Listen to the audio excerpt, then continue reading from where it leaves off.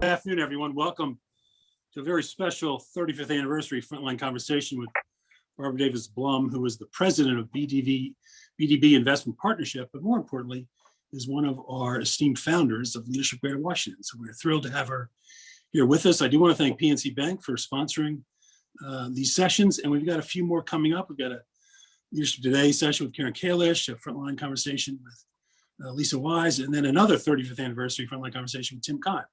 So we're very excited about that, and please join us for those as well. That would be great. So Barbara, how are you? How's it going? I'm fine. It's been a long time since we started the leadership, 35 years, or 35 years since first class, which is it? It doesn't matter. So, well, first, how are you? How's your health? How's the COVID? How have you dealt with the last year? We do want to ask that first. Well, I did pretty well. I have a little dog. I have lots of friends. I live on a park, and so I take the dog out, and we're outside, and I see my friends. It's great. It was great for a while. It's getting less so now, but I'm healthy. Yes, and I've had both of my shots. Good for you. I got my second shot Tuesday this week, so I'm fabulous. Feeling much better about that too. So that's great. So how did you get to Washington, D.C.? To take us back even before Leadership Greater Washington. Well, you were a member of Leadership Atlanta, but how'd you get to D.C. and come up here and stay here? Deputy director of the Carter presidential campaign, and then I came to Washington as the director of transition for Carter Mondale, the first publicly funded transition. And then did you stay after the transition? Did you stay with the Carter administration, or what did you do? Did I stay in Washington after? Well, with the Carter administration, or did you move somewhere? Oh, yes, I did. I had the privilege of being the number 2 person at the Environmental Protection Agency, the first woman presidential appointment to the agency. Of course, it was small. It had just started in a few years before. So what made you look at a group called Leadership Greater Washington? You are the national deputy director of a presidential campaign. You're number 2 at EPA. You've got all these national roles. What made you think about the local community and say, we need a group to do something here? Well, my children were of an age where they didn't want to move. So they threatened, I'd gotten a divorce, and they threatened to go back to live with their father if they had to leave. So, teenagers, they were like in 8th grade. So I had to find something on the local economy. And after a couple of years going back and forth to Nairobi, where I was senior advisor to the head of the UNEP, United Nations Environment Program, and then I had to be gone, and I had to make arrangements for the children every single time. I looked for something on the economy. And as it happened, the Women's National Bank became available. And I became president of it. And that's how I became involved in the local community. So when did the first discussions of Leadership Washington come about? Who drove that, and how did that happen? I was on the board of leadership, board of trade, on board of the board of trade. And at one of the board meetings, a man named Jim Culp stood up and said, I think it's time that we had a leadership program here, and I think that the Board of Trade should take the lead in it. Is there anybody who can testify to that? And I popped up and said, yes, sir. I came from Leadership Atlanta, and I will tell you that half of the people in the White House who are around the president came from leadership program. And that's really what we need to do with a program here. And that's how it got started. It had stumbled around and not gotten started a few years before. Bob Lenos had put up $50,000 to get it started and said that the only thing that got started was office furniture. It was a very well furnished office. So We don't have any of that furniture nowadays, so I just want to state that you for the have any record. furniture now? Not the good kind. So anyway, that's the very first time it started. Now, there were a lot of people who were founders. Some more active than others, but we'll get into that later, I think. So we had 18 people who were founders. How did that group come about? Who took the lead besides you in terms of pulling people together and selling this program? Oh, listen, I'll tell you something who wasn't a founder, but he really was. And that was John Tidings. It wouldn't have happened without John Tidings. It just wouldn't have happened without him. I mean, he really gets 99% of the credit. He he financed the first 3 years. He gave office space. He gave one of his senior executives to it. He gave an administrative assistant, and he was there for absolutely everything to make sure that it got off started right. So when Jim Culp raised this at a Board of Trade meeting, John jumped right on it and said, let's pull the group together, let's get going, and provided funding. And interestingly, we got a lot of funding to start from the Junior League, which I don't think many people are aware of. It was interesting. $30,000 for the first 2 years of the Junior League. Yeah, 30,000 each year, yeah. Yes. There was a wonderful woman named Janet McNamara who married and left, but she was really positive and a real contributor to make sure the Junior League gave money and to make sure that the Junior League was organized. She was, one of those people that you don't know now because she left, but she was really instrumental in getting it off the ground. She wasn't the only one. Early on, it was also Steve Harlan, Tommy Owens, probably others that I'm overlooking. I shouldn't even drop a name because I will leave someone out and their other feelings hurt. Well, there's a woman named Elise Corcoran Beyer who went back to Atlanta, and she had been one of the founders of Leadership Atlanta. And in the very early days, she was kind of instrumental. There were just lots of people that made it come together. So how did people in the region understand what this was? Or was this something brand new for most of them? Did you have to sort of explain to them as you went around the region trying to get members for the first class? They had no idea. Yeah. And we didn't want to start another, since it emanated they saw it as emanating from the Board of Trade. And it really did in the beginning, because that's where we were housed.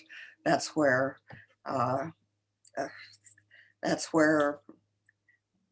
as they saw it, that's where the money came from.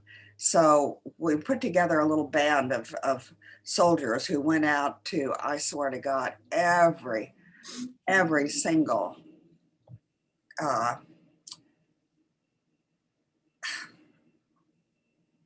I'm losing my, not my thoughts, but my words. Anyway, every single organization in the region that would be positively involved or positively affected, because we did not want to, and this was John Tidings again, not wanting to be a threat to these organizations, to these chambers of commerce and some of the smaller areas. There were, remember, we had 2 states, DC, we had 17 local jurisdictions. Every jurisdiction had a chamber of commerce, and we went out and did a roadshow for each one of them, believe it or not, in order to make sure that they were comfortable with this new organization that started. And the roadshow was you and John Tidings and Janet McNamara, is that right? Jane went out, and sometimes others went out, and I can't remember exactly who they were because they would come and go, but others went out. I mean, we weren't the only ones. We were the ones that always went out. But there were what kind of response did you get? A general lack of interest. As long as it didn't cost them anything. They weren't threatened, I will tell you that. Once we explained what was going on, it was like, oh, go, okay, whatever you want to do, go on to do it. So then you've gone around the region, you've talked to all these different organizations in all the different jurisdictions, and they have sort of feel like we don't care, do whatever you want, and we're not interested. So how did you get members for the first class? How did you recruit the first class? Oh, well, that's interesting. And Steve Harlan was involved in that. The first class, so he would be able to tell you something about it. We met somewhere, doesn't matter where we met. It wasn't at the Board of Trade. And we went over, we did a little publicity, and we took in like 16 applications. And of those 16 applications, there were maybe 8 that met our criteria, which was Wow. that they had to be interested in the region, that they had to really care about the region, that we wanted a diverse group, which that wasn't. The ones that we were able to keep. We then what we did is we just went to people. I went to, for example, Paul Rothenberg, and I think he's on this conversation, on this webinar. And I said, Paul, he was at that time head of the Washington Times. He was the publisher of the Washington Times. And I said, Paul, you have to do this organization, this Leadership Washington. He said, why? Why would I have to do it? I mean, I am a leader. And I said, that's the point. That is the point. We want leaders in this group so that they can mesh with leaders from other regions and jurisdictions, get to know them, and be able to form a network that will make something happen for the region. So he said, okay. Did the same thing with Susan Hager, did the same thing we all did. The same thing with enough people to fill the class up. I think there were 40 maybe in that first year class. And it was a strong class. It was such a strong class that what came out of that one was everyone really went into business with everyone else. Everyone was on the board of everyone else's organization. It was off to a great start with that first year's class. So even though we really had to handpick them and pull them in, they were the kind of class that we wanted going forward. So it set an example of what could be, and it worked. It worked. It really did work. That first class is loaded with leaders. Absolutely. Who are still leading in the region. I mean, it was an amazing group of people. And they're all friends. I mean, they're all good friends. We did have Paul Rothenberg put something in the chat that you did not ask him, you told him he was going to do it. So. Well, that's what Paul says. I did have to tell him. I think you'd had to do some of that to get people in the first class, I assume.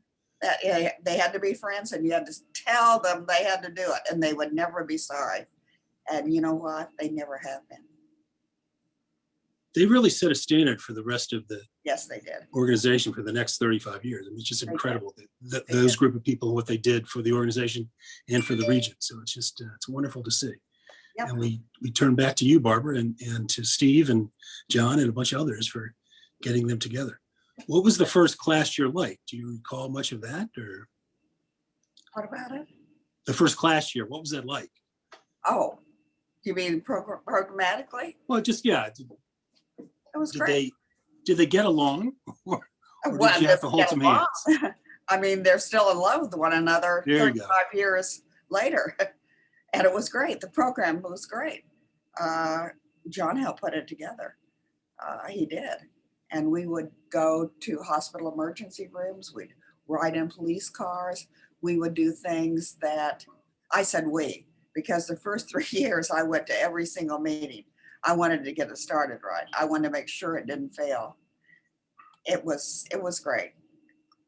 we did things that, and understood things then that we never would have done or understood otherwise. I mean, it really was a crash course in the problems of the region and the distinction of the region. I mean, what an incredible region that you're leading, Doug. I mean, what an incredible region. I mean, this is Washington, D.C., it's the capital of the nation. And then we have all these 17 jurisdictions, 2 states, the District of Columbia. It's a big learning experience. And that's why leadership, Greater Washington. Yes, that came later. I mean, the name came later. It was always Leadership Greater Washington. But the name, to name what it was great. Well, I had an interesting conversation with Keith Haller, one of the founders, before he passed, and we were talking about LGW and Leadership Washington and how it got started. He said one of the reasons that in Montgomery, he and Jim Culp and others in Montgomery County were so interested in it was that they really were uncomfortable with this feeling in Montgomery County of we're an island, that we sort of can do everything by ourselves. We don't need anybody else. We're not really part of the region. We're separate. We're better than everybody else. And he said, we needed to sort of break through that and get people to know that they're an important part of the region and to do things with other people. And he said that was the whole intent. But he said, what happened after the first year? Somebody in Montgomery County said, oh, gee, that looks nice. We want to start a Leadership Montgomery. Yes. And do it there. And he said it just defeated the whole purpose of separating Montgomery or keeping Montgomery connected with everyone by them starting their own thing. He was very disappointed in that, he said. I'm not sure it hurt. I was bothered with it at first, but I'm not sure it hurt because people who did Leadership Montgomery, they would do Leadership Washington another time or Leadership Greater Washington because they Leadership Montgomery was about Montgomery and Leadership Washington was about the entire region.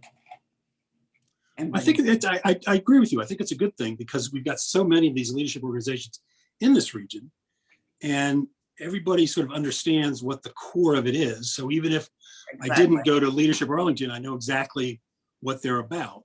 And it creates this bonding, even though they weren't part of my class, I can bond with them. And as you said, if I just want Montgomery or Arlington, that's where I go. If I want the region, if I want a bigger picture, I come to Leadership Greater Washington. So we've got, one of the things I wanted to ask was something that you've told me several times, and you've done it at the lunches at the Palm, you've done other places, where you're very insistent on making sure that we are not a chamber of commerce.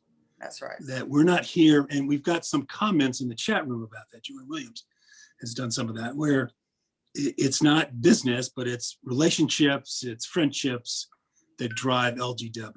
And anytime you see that we are, or you think we are shifting towards a more business model, you're very quick to say, no, no, no, no, no. You got to go back.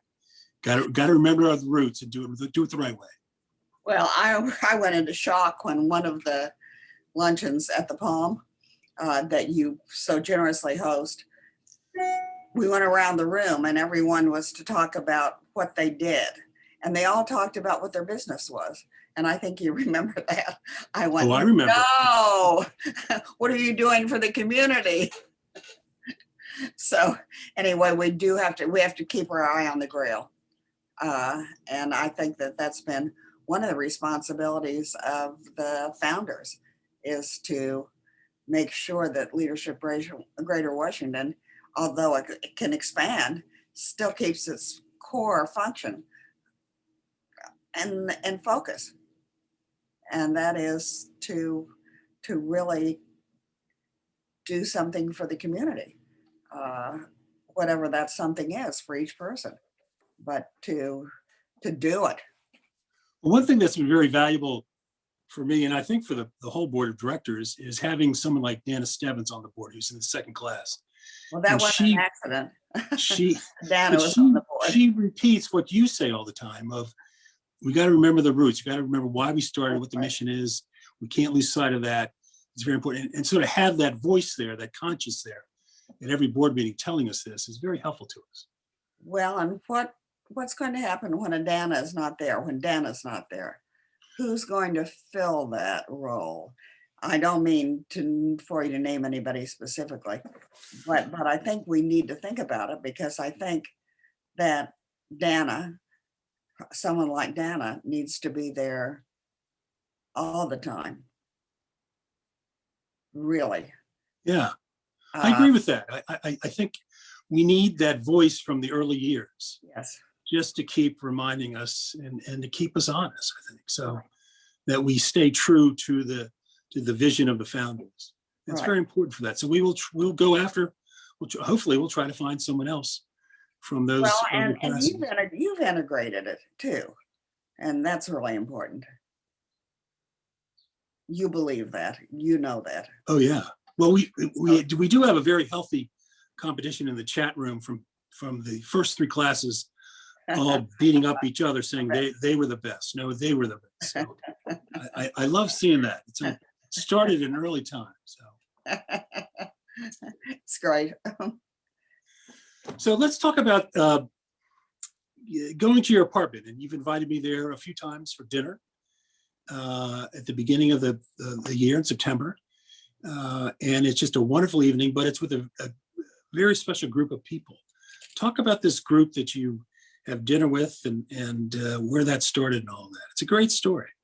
Well, this is a great group of people. You're absolutely right. Most of them are from the second year class. One of them is from the third year class, the class that I was president of. It's a group of women who started having dinner together 33 years ago. I mean, we thought about it 32 years ago, 33 years ago. Pat Matthews had the first dinner. And after that, we had it occasionally, but never took our eye off the grill there. We had it together. Our group has grown since then. I don't mean grown in number of people, but it's grown in, we have a dinner together the first Monday of every month, and we've done it for 34 years, except for July and August. We are all, needless to say, close friends. We rely on one another. We love one another.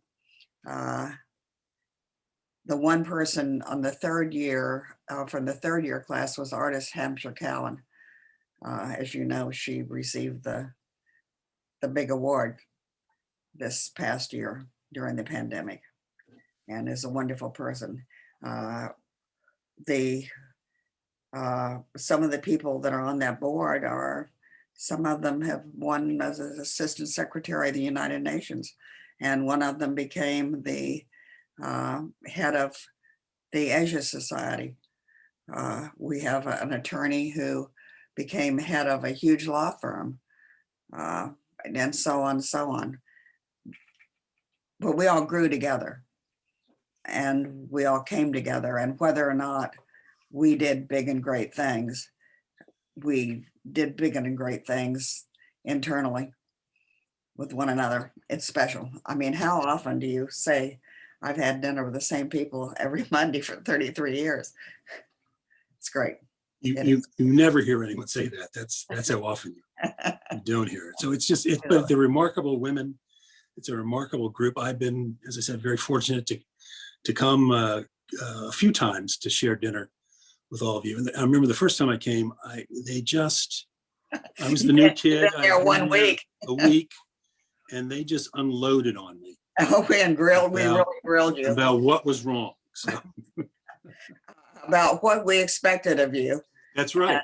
And how we expected you to keep the core values on the table, always. and that's never changed. And every time you come for dinner, we make sure that you're keeping the core values on the table, and you are. So thank you. Well, I do think by the third year I came, they were warming up to me a little bit. They were friendlier at that time. I had to prove myself, I guess. So but it's an incredible group and a real power center in the region. Just this small group of women that meet. But guess once a what? month. You passed the test. Yeah. Well, 6 years now. And more. I've been here 6.5 years now. That's amazing, and I'm loving every minute of it. It's just a great organization, Oh, I am and the so members glad. are great. So I am so glad. I'm so glad that you came and stayed. I was worried that you might come and go, that we might be too hard on you. But you came and you stayed, and you have taken it to a different level. And that is great, without losing its core values. well, I wasn't going to let your little dinner group scare me out of town. So, Sorry about that. but I loved it actually, because it was very honest, very heartfelt.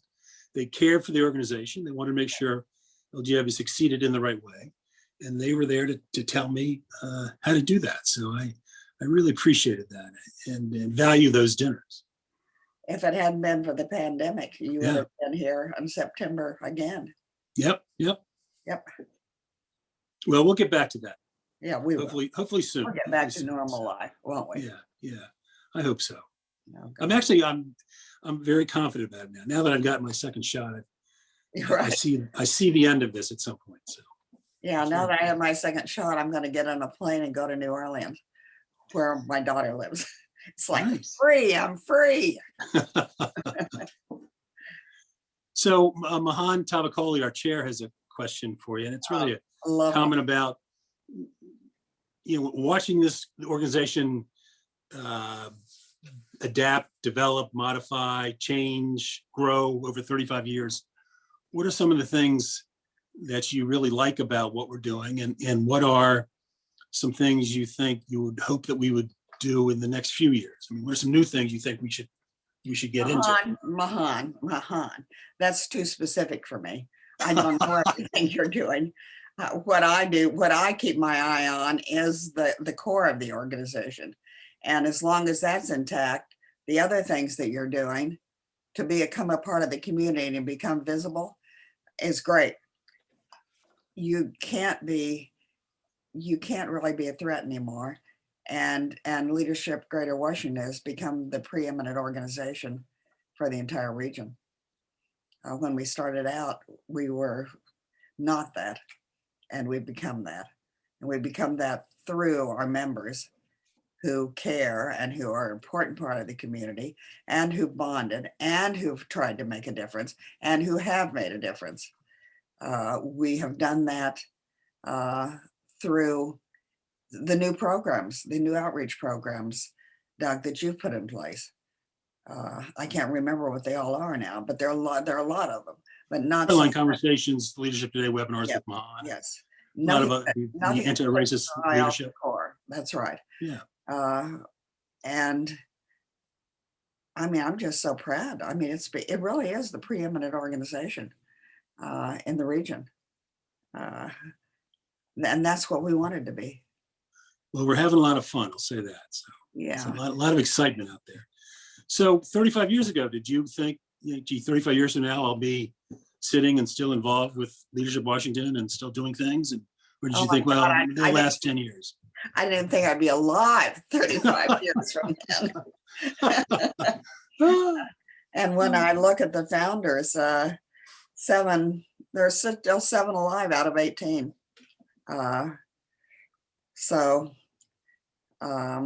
But every one of them is stalwart in the region's history. That's right. Yeah, great group of people that came together to get this going. Yeah. There was.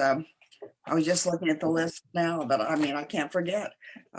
There was Carmen Turner, who'd been head of I'd forgotten about a Metro, one of the first heads of Metro, and really successful. And then she became the number 2 person at the Smithsonian. There was Betty Whaley, who headed the Urban League. These are people that died early and you wouldn't know, but you need to know that those are the kind of founders who help pull everything together. It wasn't just those of us who were still alive and kicking. Well, we're still, I got to say this, the pandemic has forced us to do it much more quickly. We're still innovating, creating, changing. My whole point is to provide added value for our members. And I think that's extraordinary it's extraordinarily important for them, particularly in these times where these connections, these relationships, these friendships are so critical to moving forward into breaking through some of this loneliness and isolation that we've had. Well, the friendships are also good for everything that you can accomplish as an individual or as a group. I mean, if it weren't for that, it would not work. So the things that work about Leadership Washington are the things that are getting it through this pandemic. I mean, you're calling on those things, Doug, Yeah. get it through. You know, one story I tell is that my Mind Trust is an incredible group of people. We went through some very good times with each other. And I remember thinking at the time, gee, I should have had a group like this back when I was county executive. That, Yeah. you know, when you're an elected official, you're the leader of something, it can be very lonely. And Yep. people are either telling you what they think you want to hear, they're telling you, positioning something so they can get some benefit out of it. There's always sort of, you know, what's their angle? And these Mind Trusts, there is no angle. It's just, they just want to, they want the best for you, and they'll give you this unvarnished advice. And that's incredibly valuable. I just mentioned that to Robert White, the DC councilman who's in this year's class, and said, you know, that's something you should do. You need to create this sort of kitchen cabinet that will be honest with you and straightforward. And you don't have to worry where they're coming from. So. And that's something that you can tell all the mayors who've been through the program, all the county executives who've been through the program, all the heads of organizations, all the heads of banks, whatever. They all need to know that. And that's something that you know better than most, because you are a really good county executive. That was fun too. I enjoyed that very much. So we have a great question from Tim Kime, my predecessor. Oh, Tim. Who said, when you reflect on LGW/LW, what's the biggest surprise that you've had about the organization? What's the thing that most surprised you? Uh, And you can't say that you're still alive 35 years later. That doesn't. I can't really think of any surprises. But there are some things I haven't mentioned. And there are people who have been involved since the beginning, or organizations, the Meyer Foundation, IBM, Petco gave in the beginning. But the Meyer Foundation, I think, is still hung in there. Not every Petco is still a major sponsor of us. They've hung in there year after year after year. every year. But the three, to me, the three founding organizations, the Board of Trade, the Junior League, and the Meyer Foundation, really were sort of an odd combination. I never would have put those three together to form Leadership Washington, but it worked. It worked. It absolutely worked.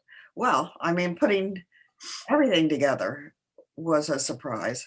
You know, it was a surprise that it all worked.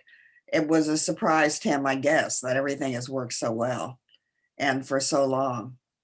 Tim and I have lunch together every once in a while, not often enough, but enough that I get to see and love him. You too have been a surprise, the two of you. You've been exactly the right people for the time. Tim was the right person for his time, and he took the organization to a point that it had grown into, but had not gone any further. You took over, and you've put the organization, taken it to a different level. It's been a surprise, the leadership that we've had, the constant leadership, Tim, you, and the whole staff. Tim handed off an extraordinary organization to me. Yes, he did. To work with. So I'm very thankful, always been very thankful to him for his work and what he did for LGW. I mean, we would not be here today without Tim Kime and all his efforts. No, that's true. And a lot of staff that we probably don't appreciate as much as we should, or mention as much as we should. People that help get things going.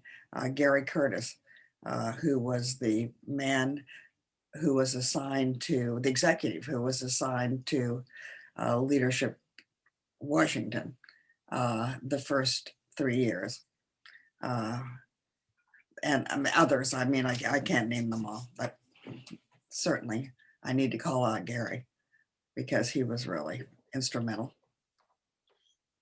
So we've got a question from Myra Peabody Gossens. Myra, hello. Hey, Myra, I'm going to get back at you later. LGW, that's a great one. LGW is the most diverse organization in the region. And that is so true. Yep. It's really true. And that has remarkable value. You made that a major commitment. How did you accomplish that, especially given the lack of diversity back then of the founding organizations? Back then, you're dealing with all white men pretty much everywhere.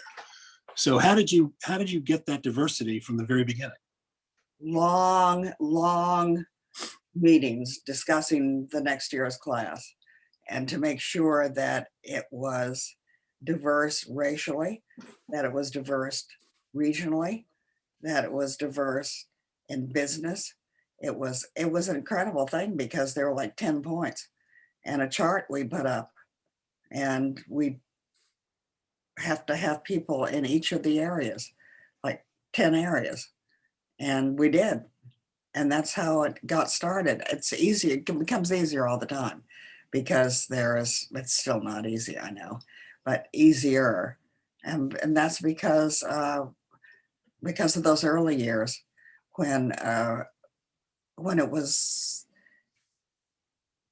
established, I guess, established the way to do it, established that it was going to be done, established that it works, established that the people are now there to help who came in through our diversification program. I mean, diversification doesn't just mean, it means a lot of things. It means diversification in every single one of those areas.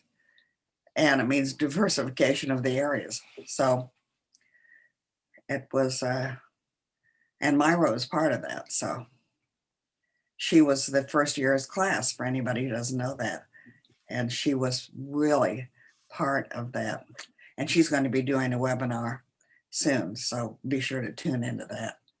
She's a good We'll be having a very nice conversation with Myra coming up soon. So I'm looking forward to that. Yes. But the diversity is really, it's extraordinarily noticeable, particularly when you go to other groups and you look around the room, and it's just, I went to a member dinner with the Economic Club, and there was 30, it was a lovely dinner. I mean, don't get me wrong, it was lovely. But out of 30 plus people, there was two women and one African-American, and the rest were white men. That must have been the board. Because no, this was just a regular member dinner they had. Now, and they just, when you go to our member dinners, it's a totally different kind of viewpoint. Well, I remember having a chat with Mary Brady about it, saying she really struggles to get that diversity that we take for granted in LGW. If you look at the lunches, they're very large now. Yeah. And huge. And they're mostly men in dark suits, I'll have to say. And I know that Mary tries. I know she really tries. But that's the kind of organization we need to penetrate. We need to penetrate every organization, and they're better off for it, be better off for it. We get nothing out of it but joy. They're going to be better off for it. Yep.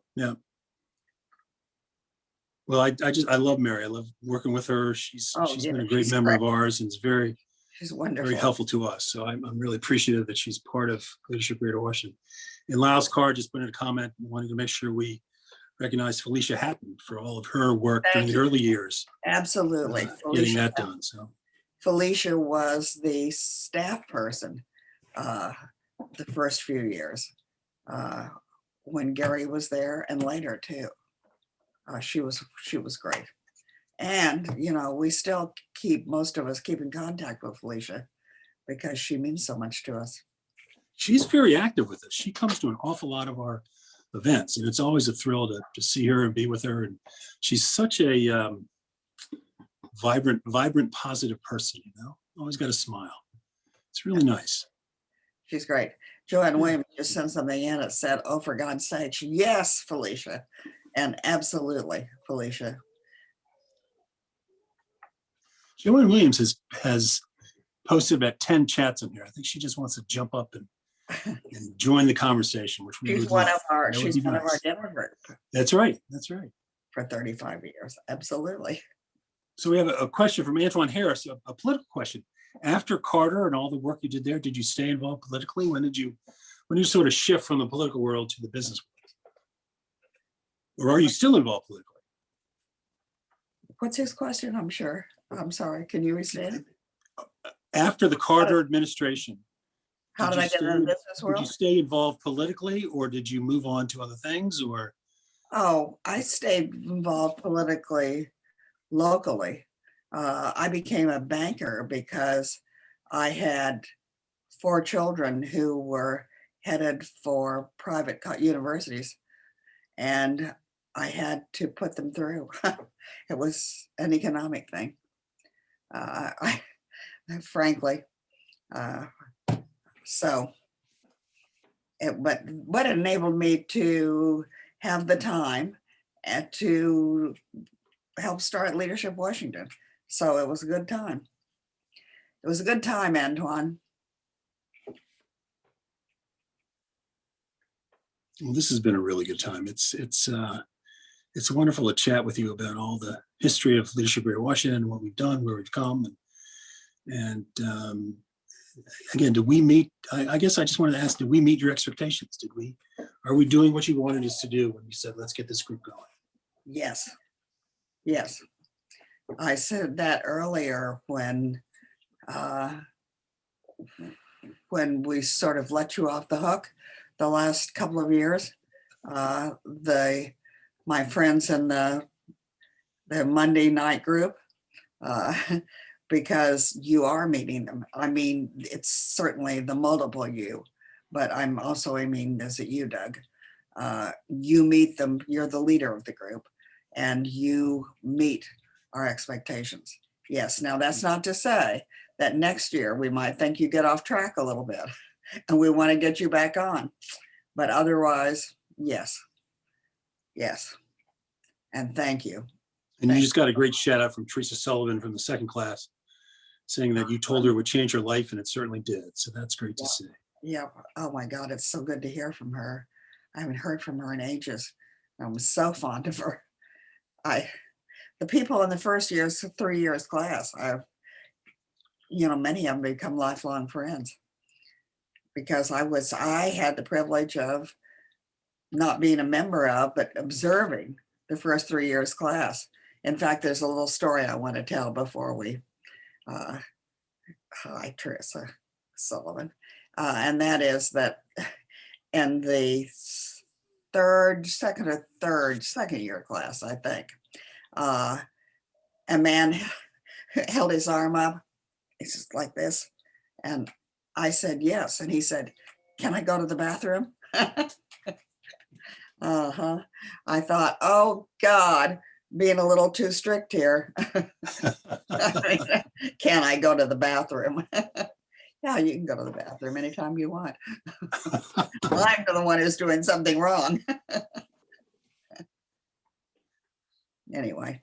So I want to circle back to something you said earlier, where you were worried that I was going to just be here for a short time. And I always, I hear that from a lot of people. I'm always kind of surprised by that, because I was looking for something to do in the region, to do for quite some time, that I could really sort of finish my professional career with. And LGW has really turned out to be that and so much more.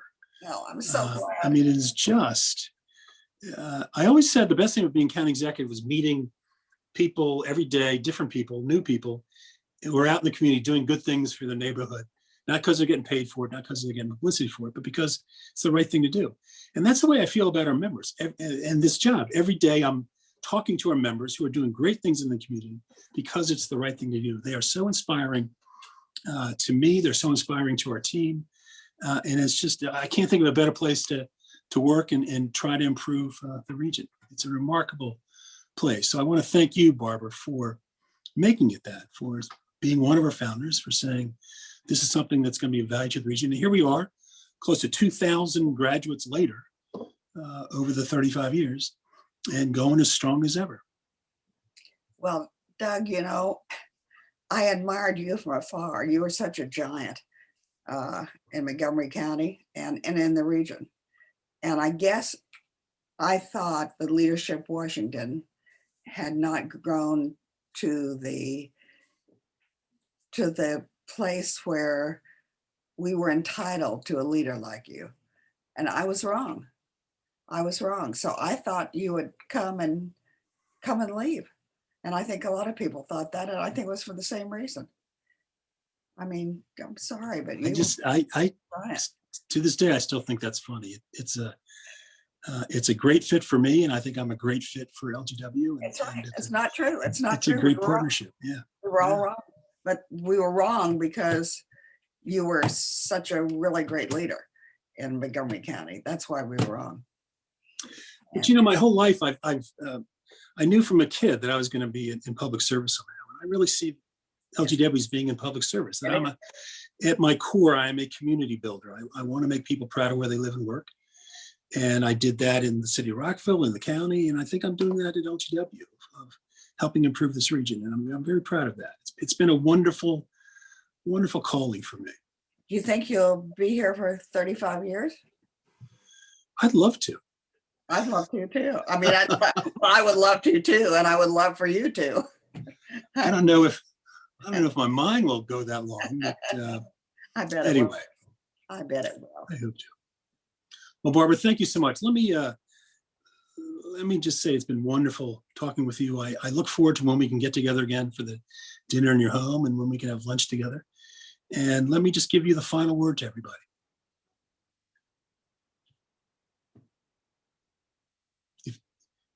If you want to say a final word to everybody, Barbara, that'd be great. Oh, I'm sorry. No, I'll give it to you.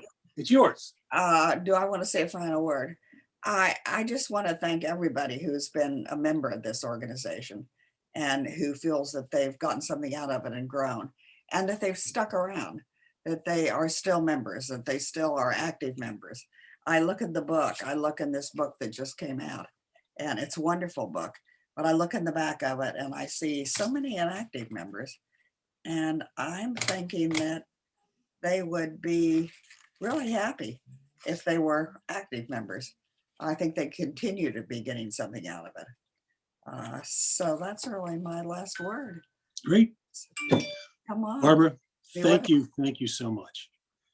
Thank you. And to everyone, thank you for attending. Thank you for your comments and listening. And please fill out the evaluation that we've sent out to everybody, and would love to hear your comments. And stay tuned for our next programs that are coming up very soon. So, Barbara Davis Blum, it's been an honor talking with you. Thank you. It's been an honor being here and still being alive. Thanks, everybody. Have a good day. Enjoy this beautiful day. Yep. Bye. I'm going to a dinner party for the first time. Very nice. Yes. Doug, it's been great. See what vaccinations will do for you. Yeah, how about that?